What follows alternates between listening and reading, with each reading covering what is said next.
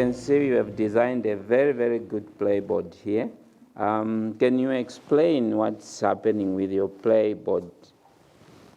What animals are here? What are they doing? And all that kind of stuff. Not penguin. Pangolins. Which one is the pangolin? This one. Okay. Those ones. All of them in that one. I see here there is 2 pangolin. What's happening with this one? The mom is carrying the baby. Oh, interesting. Mine was the baby. Who designed this?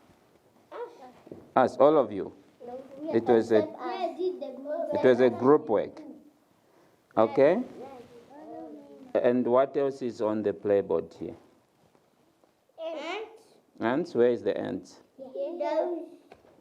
Oh, good. I see now. And show me the tongue of the pangolin. Pink. Look, yes, that's the tongue of the pangolin. And it's eating all the ants. Do the ants bite the pangolin? No. No. Okay. And where do the pangolins live? And Okonjima, yes. But how do they live in trees? No. Where do they live? In their shells. In their shells? Yeah. They've got scales to protect them. Yeah. Protect them from what?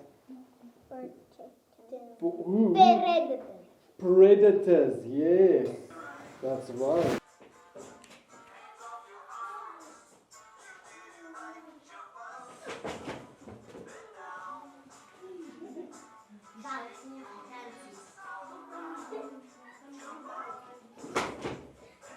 We have just come from the Okonjima Country School, and some of the kids are appearing on the pictures here.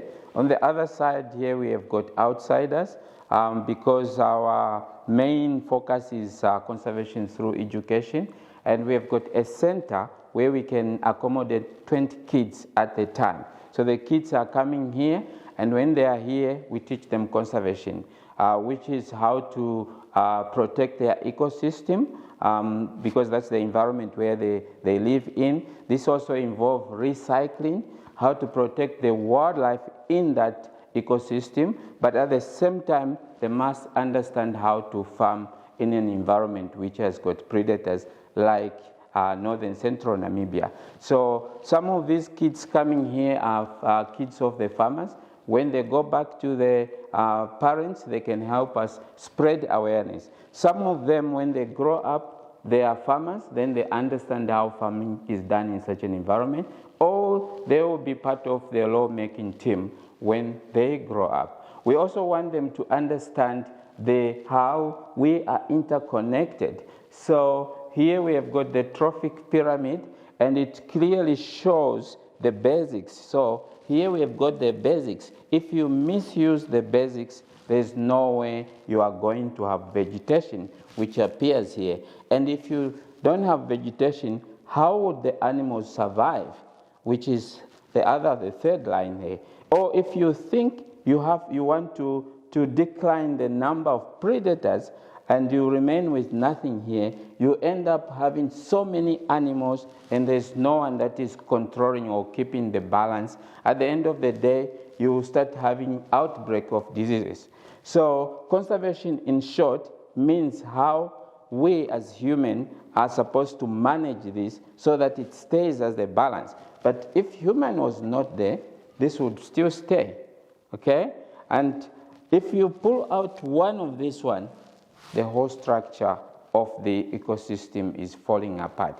So this is also very, very important for the kids to understand it at the early stage. Good. Okay, another research room which the kids enjoy quite a lot, because as you can see, we have got skulls here, we have got the skins. We have just realized that kids learn by seeing and by touching, and it clearly shows the difference in skulls. Here we are looking at the skull of a cheetah, a very, very, very small head. It appears very, very small because it doesn't have a muscle attachment. As you can see, the leopard has got this muscle ridge here. It's called the sagittal crest, and that's where the muscles that gives force to the bite is attached. So when they are biting, they're pushing it from the far end here, going in.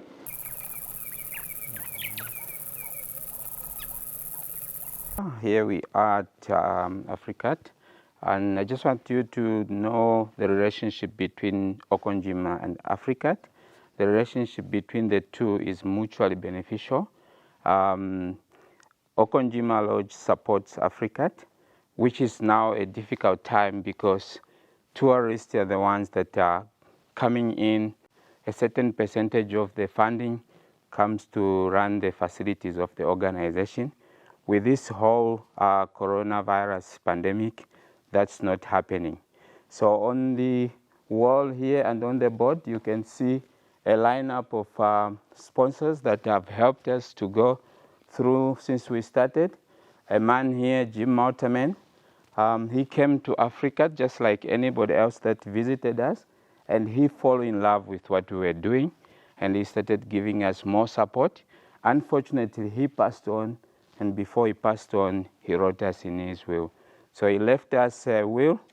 We sold his house in UK. He was a Scottish from UK, and that's where the funding to build the clinic came from. Other sponsors on the wall there that might be going through the same situation that we are in, so the funding is really low. And on the left side, we have got members of the trustee board. Otherwise, I'll walk you through to the map where I'm going to show you the areas. Good. Here we are on the map of Namibia. I just want to show you the two areas that are very, very important to understand. First of all, we'll start with commercial farmland, which starts all the way from Karas, Hadap, Komas, Omaheke, and Ochozonjupa. Okonjima falls under commercial farmland, which is private-owned property. Okay, and Namibia stands the highest of the world's cheetah population. Unfortunately, they occur in commercial farmland, which is unprotected area. And protection management is very, very, very difficult. And on the other hand, Namibia is a very, very good beef producer, which is also coming from here. So here we're standing with two different, competition between the predators and the farmers. And this is a very, very, very difficult challenge to keep the balance. So on the other side, we have got communal farmland, which falls under Kunene, Omsati, Oshana, Ohangwena, Kavango, up to the Caprivi there. There, the land still belongs to the government, and they've given it to the people. The people can have their crop fields in there. They have got also their livestock there, but in there, they are farming in a small scale, all right? Tosha National Park is a protected area. These lions were meant to be in there, but unfortunately, the fence that was supposed to keep them in there is not well maintained. So what happens is the animals walk out of the park into communal farmland, and the lions, following their source of food, they also go out. And when they get to the other side, they realize that there is also something else that looks like, food, because for a lion, there's nothing wrong in hunting livestock. And when they've tried hunting livestock, they've seen how easy it is to hunt livestock than wildlife, and that have influenced them. So community members that own these livestock, they count and they see how the numbers are less. They try to make investigation and find out that it's lions, and they try to solve the problem by killing the lions, either by shooting or poisoning. So this is also another way of human-wildlife conflict. Here we have got Namibia Lion Trust, which is trying to mitigate this problem. And Namibia Lion Trust have seen that the best way to do this is first to support the community, because these are the people that are suffering on the ground. So we have given the community support by, inviting sponsors that have given funding that have been used to build predator-proof kraal. So they have built about 25 predator-proof kraal in the communal area. And with that, we have educated, because you never leave out education. If by any chance a lion was out from Etosha into such an area, it can't get to where the livestock is. And in the morning, when the people wake up, they notice the presence of the lion, because we have told them that if you see the lion, don't try to take measures, you must call us. And they've called us. Together with the darting team, we've gone out there, dart this lion, and you put a GPS collar on it before you leave it.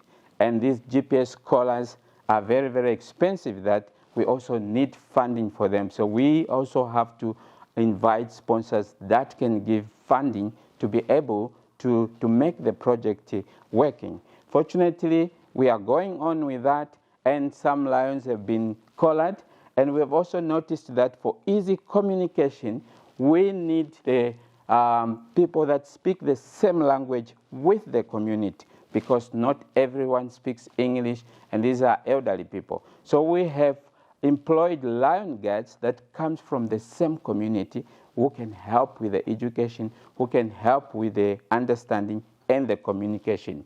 So these lion guides have got cell phones that can receive messages from Namibia Lion Trust of the whereabouts of the lions, because the lions are right there now, and that is done through the lion guides.